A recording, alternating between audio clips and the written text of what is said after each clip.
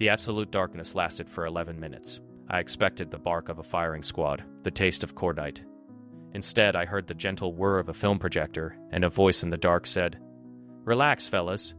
The first thing I saw in the light was a cartoon mouse, and an American sergeant handing me an ice-cold bottle of Coca-Cola. The projector light clicked off, the cartoon mouse was gone, the mess hall fluorescence buzzed to life, harsh and white. "On your feet, son. Chow lines that way." He pointed with a thick thumb. His voice was not unkind, just tired. I stood. The wool of my Volkssturm tunic was coarse and heavy. It smelled of damp earth and old sweat. The smell of real food hit me then. A rich, greasy scent of meat and potatoes. My stomach twisted. A hollow ache deeper than any fear. We shuffled forward. My boots, 2 sizes too big, scuffed the polished concrete. The other boys from my unit moved like ghosts. Their eyes were wide, fixed on the steaming trays ahead. I remembered a different line. A different smell. Wet snow and unwashed wool. It was March. The classroom door had slammed open. "You, all of you, out. The fatherland calls." That was not Sergeant Miller. That was a different man in a different uniform. His voice sharp as a slap. We were given tunics from a heap. Mine swallowed me. The cloth was rough against my skin. Then they handed me the Panzerfaust. The weight of it was a shock. The cold metal tube dug into my bony shoulder. I staggered. A man with a party badge on his collar looked down at me. His breath fogged in the air. "You hold the future of Germany in your hands, boy. Glory awaits." He believed it. I wanted to believe it.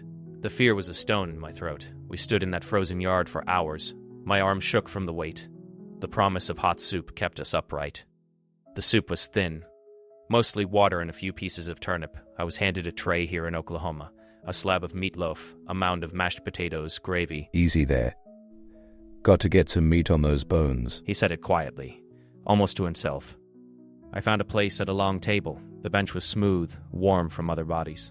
I stared at the food. The smell was overwhelming. I did not know where to start. Back then, in the yard, they told us the enemy was a monster, a beast that would show no mercy. I lifted a forkful of potato to my mouth. It was real. It was warm. The monster had given me a Coca-Cola. The monster had given me this. I ate. And for the first time in months, I did not feel hungry. I just felt lost. The yard was dust and shouting. Our unit, what was left of it, was a scattering of boys in a field of dead wheat. The sergeant's voice cracked as he screamed for us to hold the line. He was 17. Then the noise came. Not the deep thunder of our own guns, but a sharp, ripping sound from the trees. American machine guns. Dirt fountained around us. The boy to my left made a wet sound and fell without a word. I pressed my face into the dry earth. The smell of cordite and turned soil filled my nose. My rifle was a dead weight in my hands. I had not fired it. I do not think I ever meant to. Then, a different sound. A roaring engine, gears grinding. I dared to look. A green Jeep skidded to a halt 30 meters away. A man stood in the passenger seat, one hand gripping the windshield frame. "You, in the field. Drop your weapons. Hands on your heads." His voice was not a scream. It was a command, flat and certain. It cut through the panic. One by one, the other boys let their rifles fall into the dust. They stood, hands clasped behind their necks like they had been taught for air raids. I pushed myself up. My tunic was heavy with sweat. I let my own rifle fall. It made no sound in the soft dirt. "Move to the road. Single file. Now." We shuffled forward. The American soldiers watched us. They were not monsters. They were men tired-looking, their uniforms dirty. One chewed gum. The sergeant walked down our line. His eyes were pale, scanning our faces. They stopped on me. "How old are you, son?" I opened my mouth. No sound came out. I swallowed dust. 15. "Jesus." He did not say it like a curse. He said it like a fact. Something heavy he had to carry. He looked past me at the other hollow faces. "Get them on the trucks." The voyage was a long, gray dream. They packed us into the belly of a ship, a troop transport that smelled of oil and sick. The Atlantic was not silent. It was a constant, deep groan of metal, the shudder of the hull fighting the sea. We slept in hammocks stacked 3 high, oppressive thin bodies swaying with the ship's roll. No one spoke of what we left behind. No one spoke of what was ahead. We just stared at the riveted ceiling. Once a day, they took us up on deck for air. The cold salt wind was a shock. It felt like freedom, but we were caged by the endless water. I would watch the American sailors. They moved with purpose, calling to each other in their sharp language. They ignored us. One afternoon, a guard tossed a pack of cigarettes down to a group of us. It was not an act of kindness, I thought. It was like throwing scraps to dogs. But the boy who caught them, a kid named Franz, his hands shook as he lit one. He closed his eyes when he smoked. We were not soldiers to them. We were a cargo of children, lost in being hauled to a new kind of silence. I wondered if the monster knew where it was taking us. The Jeep's engine was a raw, tearing sound in the flat Oklahoma heat. The smell of its exhaust mixed with the dust that coated my tongue. We were a line of scarecrows in the back of the truck, clutching our few things. I felt the weight of my mess tin against my thigh, a hollow, metallic promise. Camp Gruber sprawled before us. Not ruins, not rubble. Neat rows of wooden barracks, painted white under a vast and empty sky. The silence here was not from destruction. It was the silence of space, of distance. It felt like a trap. Off the truck. Line up. Move. His voice was not angry. It was flat, like a tool being used. We shuffled into a line. My tunic, heavy wool, was a sack on my bones. It smelled of salt and fear in the ship's hold. He walked down the line, a big man, his uniform crisp. His eyes were the color of the sky, and just as distant. You will go to the mess hall. You will eat what is given. You will not speak unless spoken to. This is not a holiday. He stopped in front of me. I stared at the ground, at his polished boots. I could hear his breath steady and slow. Look at me, son. I forced my head up. His gaze moved over my face, my hollow eyes, the way the tunic swallowed my neck. How old are you? The question was a stone in my throat. At home, the right answer was a rifle in your hands. Here, I did not know what it was. I swallowed dust. 15. He did not move. His jaw tightened just once. A small crack in the flatness. Jesus. He said it soft to himself, not to me. Then the flatness returned. The mess hall is that way. Move. We walked. The smell hit me first before I saw the building. A rich, heavy, impossible smell. Meat. Real meat. And something sweet like fruit. My stomach clenched, a painful fist. Inside, the air was thick with steam and the clatter of trays. American soldiers moved behind a counter. They looked at us without interest. A man slopped a ladle of stew onto my tin. The gravy was thick brown, chunks of pale potato, shreds of carrot, a piece of meat bigger than any I had seen in a year. I found a spot at a long table. The wood was clean. I stared at the food. This was the food of the monster, the food of the enemy who had burned my home. My hands shook. I brought a spoonful to my mouth.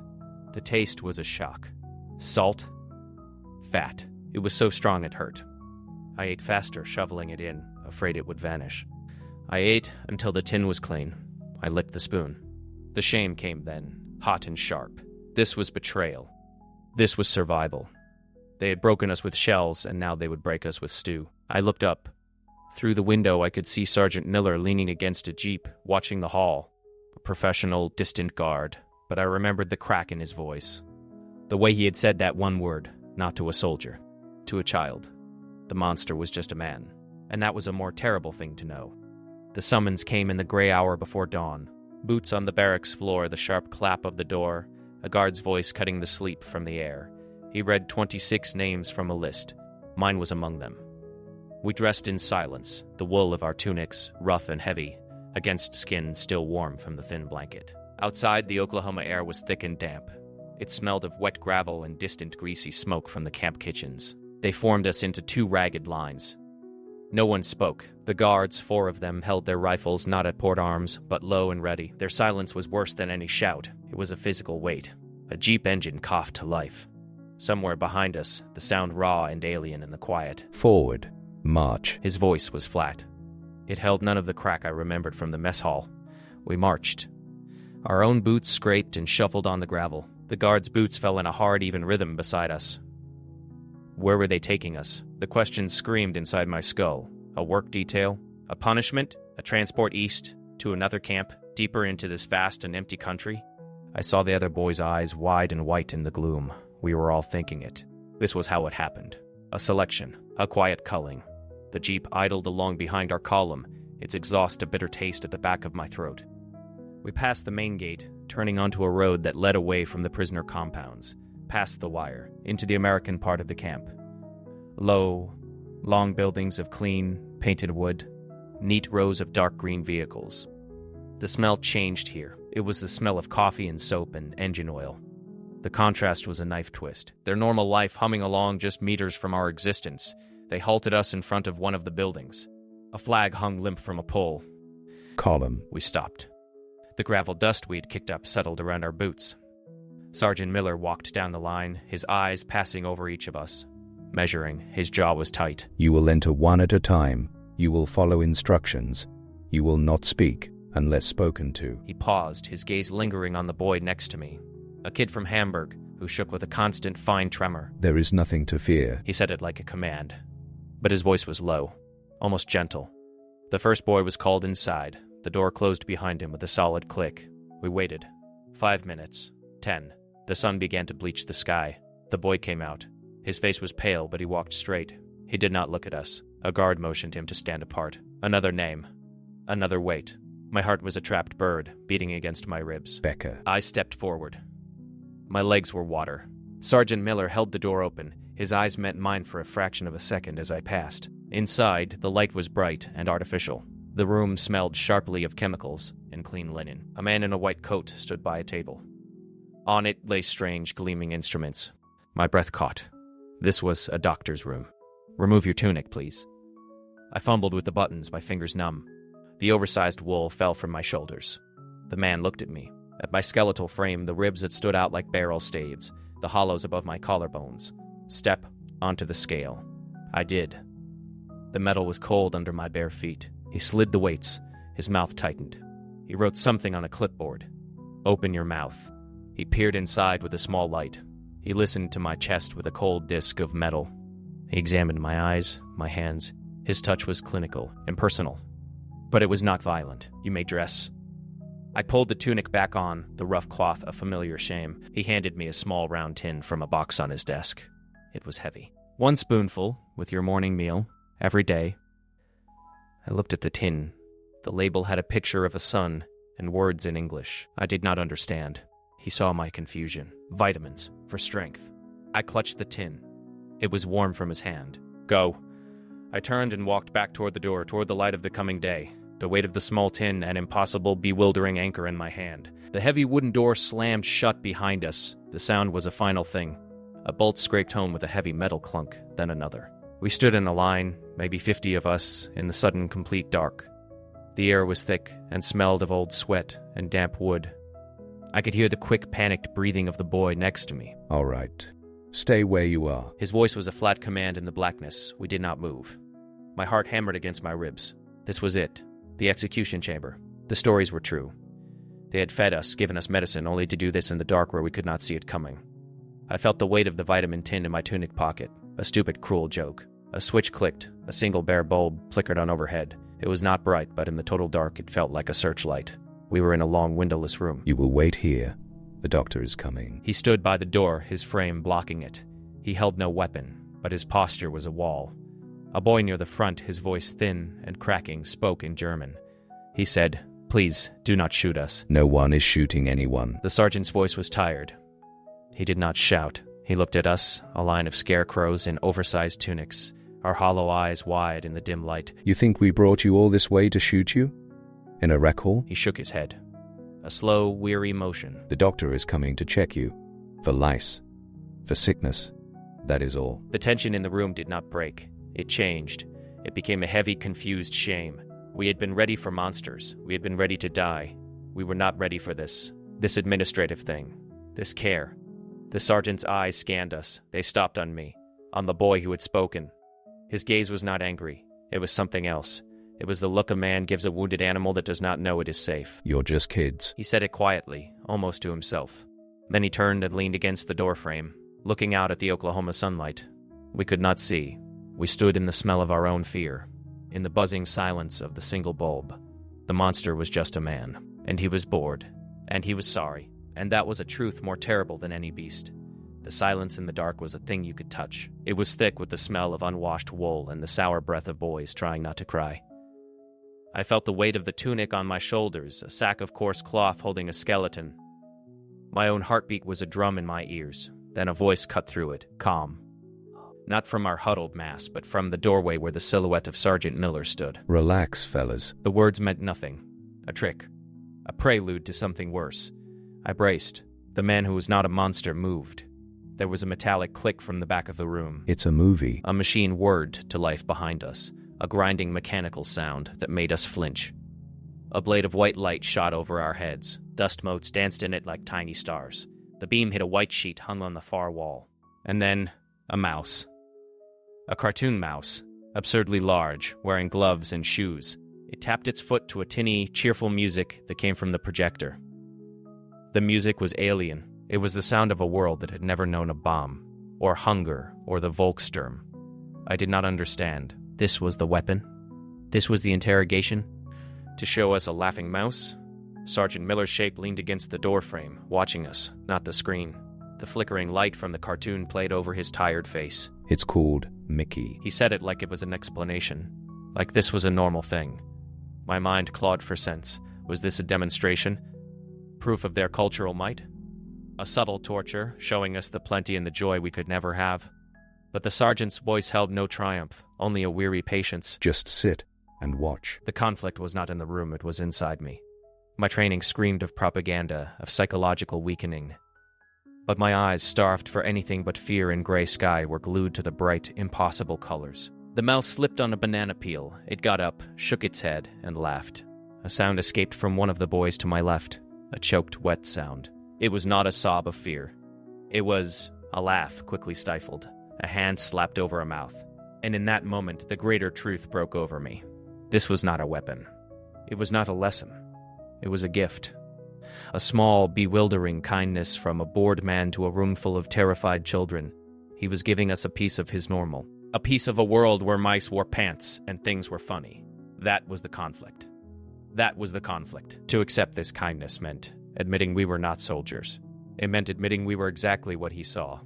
Lost. Hungry boys. To reject it was to cling to the lie that had brought us here. I watched a mouse. And I let the lie go. The lights did not come up all the way. Just enough to see by. A dull yellow glow from the bulbs along the center beam. We all flinched. Squinted. A low murmur moved through the rows of boys. Then we saw him. Sergeant Miller.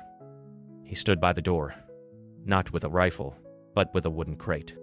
Another guard behind him carried 2 large lumpy burlap sacks. At ease. His voice was flat, tired. He did not wait for us to obey an order that made no sense here. He walked forward, his boots heavy on the plank floor. He set the crate down with a solid thump. The sound echoed in the quiet barn. The other guard dropped the sacks. They landed with a soft, rustling whisper. It's popcorn. He said it like it was the most normal thing in the world. Like we were at a fair. He reached into the crate and pulled out a glass bottle. Dark brown liquid inside. And Coke. He held it up. The red label was a slash of impossible color in this gray place. No one moved. No one breathed. The silence was thick like mud. This was a trick. It had to be food from the enemy, poison, or a test we would fail.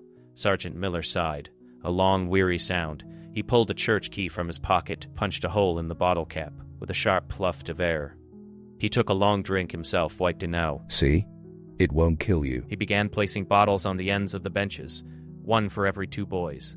The popcorn sacks were opened. The smell hit me first. Buttered salt. A rich, warm scent that made my stomach clench and my mouth flood with water. It was a physical pain, that smell. It spoke of home, of before, of things that were not stale bread and thin soup. He moved down the aisle. A bottle here, a scoop of popcorn into cupped hands there. His eyes were not on our faces, but on his task. A bored man doing a chore. But his hands were careful, not rough. He reached our bench. My friend Heinrich sat frozen beside me, his hollow eyes wide. Sergeant Miller placed a bottle between us. He scooped a heap of popcorn. He held it out to Heinrich. Heinrich did not move. He stared at the guard's hand as if it held a live grenade. Sergeant Miller's jaw tightened. For a second, I saw the impatience in his face. The anger. Then it drained away, replaced by something worse. A kind of sad understanding. It's just food, son. He said it quietly, almost to himself. He tipped his hand. The golden kernels spilled into Heinrich's lap. He moved to me next. Our eyes met. His were a pale, tired blue. I saw no monster there. I saw a man who was very far from home, handing out treats to children he was supposed to hate. The popcorn fell into my hands. It was warm. The butter made my skin shine. He moved on. I looked at the bottle, at the food in my hands, the propaganda wall in my mind, the one built of posters and speeches and fear. Did not shatter with a crash. It just dissolved, like smoke, because a monster would not have called Heinrich son. A beast would not have sighed that way. The enemy was just a man, and he saw us for what we were, Scared boys. I put a piece of popcorn in my mouth. The salt and butter exploded on my tongue. It was the best thing I had ever tasted. The truck's engine was a low, steady growl. I felt it through the wooden bench, up through my bones. We rolled through the Oklahoma heat. The dust from the road hung in the air. It had a dry, sweet smell like hay and baked earth. I sat between Heinrich and Franz. Our gear was a pile at our feet. My rifle, the old Italian thing, was heavy across my lap. Its wood was warm from the sun. Sergeant Miller drove the Jeep ahead of us. He did not look back. The taste of salt was still on my lips. The memory of butter on my fingers. Heinrich nudged me with his elbow. He pointed at the sergeant. "He is just a man." He said it quietly, like it was a secret. I looked at the sergeant's back, at the sweat stain on his uniform shirt, at the way his helmet sat crooked on his head. I nodded. Just a man. The war ended for me in that moment. Not when the Americans took our rifles. Not on the long train ride here. It ended in a dark hall, smelling of damp wool and fear, with the flickering light of a forgotten movie on a wall. The lie they fed us for years, it was not just wrong, it was poison. They told us the enemy was a monster, a beast to be destroyed. But a monster does not see a starving child. A beast does not offer a piece of its own food. The truck hit a bump. The rifle jumped in my hands. Its weight was familiar, a dead weight. Hold up. The sergeant's jeep slowed. He raised a hand. Our truck rolled to a stop behind him. He climbed out and walked back toward us. His boots kicked up little clouds of dust. He stopped by the tailgate. He looked at us. At our thin faces, our oversized tunics. Saw our oversized tunics. Almost there. Camp's just over that rise. He paused. He looked at the rifle in my lap. You won't need that where you're going. His voice was not unkind. It was tired. I looked down at the weapon. I thought of the weight I had carried, not just the rifle. The fear, the hate, the lie. I handed it down to him. The metal was hot. The action was smooth. He took it, he held it for a second, then slung it over his shoulder like it was nothing. Go on. Get some rest. He turned and walked back to his jeep. The engine growled to life again. We started moving. I looked at my empty hands. They were shaking. I closed them into fists. My war was over. It ended not with a battle, but with a choice. His choice. To see a boy, not a beast. And now my war was a new one. To carry that truth. To live with it. The truck crested the rise. Below us, Camp Gruber spread out in the afternoon sun. Barracks in neat rows. The smell of the mess hall cooking supper. It was not home. But for now, it was a place to stop. A place to remember the taste of salt and the weight of a gift. The road behind us was long. The road ahead was longer. But I was still here.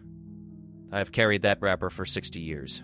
It is thin as a moth's wing now, the foil dulled to the color of old ashes. I keep it in the top drawer of my desk. Sometimes, on a quiet afternoon, I will take it out and lay it flat on the wood. I do not touch it. I simply look, and I remember that the most profound truths are not shouted from podiums, but whispered in the silence between two strangers. But two strangers. A monster is a story we tell to make fear simple. A man offering chocolate to a child in the ruins that is complicated. That is real. It taught me to look for the man, not the uniform, to listen for the heartbeat under the ideology. In my work, in my life, whenever I felt hatred beginning to harden into something absolute, I would feel the ghost of that sweet, strange taste on my tongue. It was a shield against certainty. A reminder that grace is a currency that never devalues even when everything else is lost. We do not tell these stories to dwell in the past. We tell them to arm the future. A single act of bewildering kindness can echo longer than any gunshot. It can unravel a lifetime of taught hatred. That is why we remember. That is why we must keep listening. The characters, incidents, and dialogue in this video are dramatized for narrative and entertainment effect. While some events may be inspired by real-life themes, this story is a work of fiction.